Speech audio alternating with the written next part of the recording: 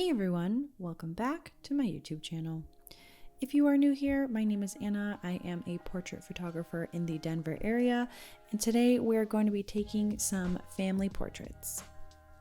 Gus and Ashley told me that they were in need of some family photos, and I thought Kettering Park would be a great place to take some, especially because the leaves were changing and the weather was absolutely fantastic.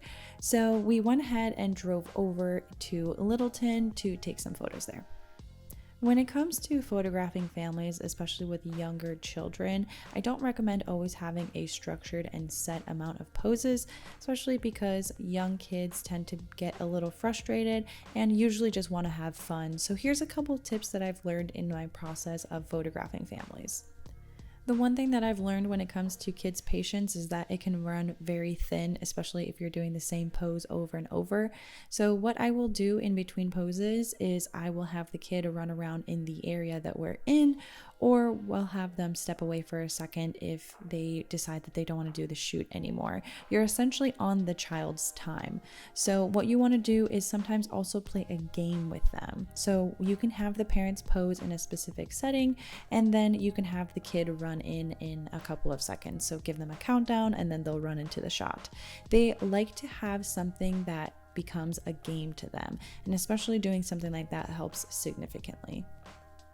Although this is not my style, I did notice that kids really like to take silly photos. So one thing to also make them super happy and become really invested in doing the photo shoot is you can take a couple photos of them doing some silly poses, or I have noticed that some kids really like to do cartwheels or some fun gymnastics. So if you go ahead and start taking pictures of things that they also want to do, they will become more interested in doing the photo shoot. Here is the photo and a quick edit that I did with the image, and usually when I do a global edit with the temperature, it tends to also affect the skin tone, and I don't like the way that it comes out.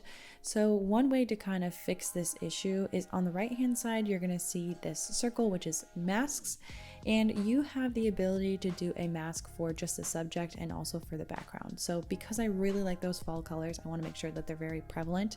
So go ahead and change the temperature, and you can also increase the saturation as well, and this won't affect the skin tone at all. And if you want to go ahead and do that, you can go into that other mask. But this is a really quick edit, and here's the final result. The last quick and easy tip that I have for you is to leave some extra time in your session for some candid photos.